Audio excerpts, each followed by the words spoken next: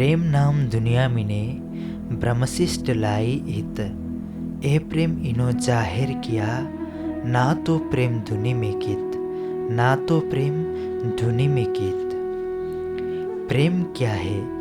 धनी ने कहा है, जब चढ़े प्रेम के रस तब हुए धाम धनी बस। जिस अक्षरातीत के बारे में संसार में कोई जान नहीं सका, उस अक्षरातीत को अपने बस में करने का साधन प्रेम बताया गया है। तो प्रेम है क्या? राज ग्रंथ में यही दर्शाया गया है कि प्रेम के सागर ने अपने अंदर आनंद का सागर समाया हुआ है। प्रेम का सागर अपने अंदर आनंद की लहरों से क्रीड़ा कर रहा है। इसको कहते हैं रास।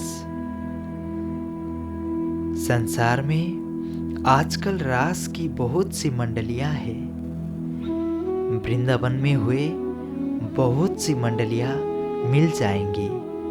वे नृत्य कला में पारंगत होती है, गायन वादन में पारंगत होती है, अंगों से तरह तरह की लीलाओं का प्रदर्शन कर लेती है। संसार के लोग तो समझते हैं कि बस यही रास है। हमें यह भी ध्यान देना होगा कि यह तो योग माया के रास की मात्र एक झलक है।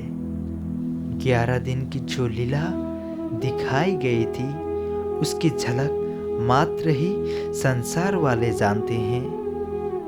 यह तो जागनी रास का ब्रह्मांड है, और जागनी रास में जो आनंद है वह योग माया की रास में नहीं मिल पाया, क्योंकि योग माया के अंदर होने वाली रास में आधी नींद थी, आधी जागृति थी। ब्रज की जो लीला हुई, पूरी नींद को जो सुपन काल माया नाम धराया दिन। और योग माया में आत्माओं को इतना पता था कि ये हमारे धाम धनी है, लेकिन हमारा घर कहाँ है यह पता नहीं था।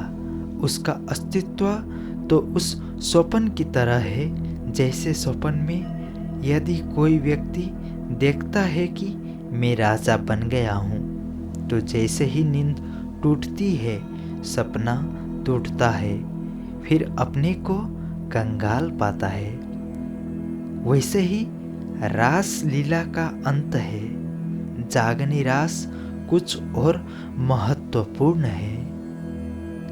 रास से तो जुड़ा हुआ है योग माया के साथ भी और जागनी के साथ भी। योग माया के अंदर होने वाली रास में अक्षरातीत अति सुंदर स्वरूप धारण करके सामने है।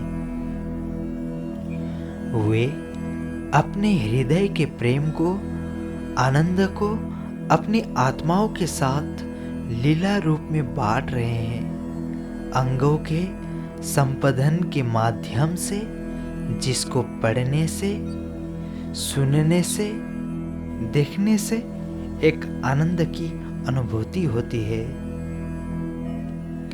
वह स्वरूप मनमोहक है, और इसलिए वह आनंद की लीला हो रही है। किंतु जागनी रास कुछ और विचित्र है। जागनी रास के अंदर आत्मा अपने धाम हृदय में साक्षात युगल स्वरूप को पा रही है। उस युगल स्वरूप को जो परम धाम में मूल मिलावे में विराजमान है। योग माया के ब्रह्मांड में योग माया का श्रृंगार है। योग माया के अंदर बालों की चोटी में गुथी हुई है। परमधाम के श्रृंगार में घुंघरालू बाल है। ऐसे ऐसे थोड़े श्रृंगार की भी विभिन्नता है, लेकिन परमधाम में जो अक्षरातीत अपनी आत्माओं को नहीं दे सके थे, वह इस समय हमें प्राप्त हो रहा है निज धाम में। उन्होंने हमें हकीकत में डुबो दिया तो मारिफत का पता ही नहीं चल पाया। प्रणाम जी।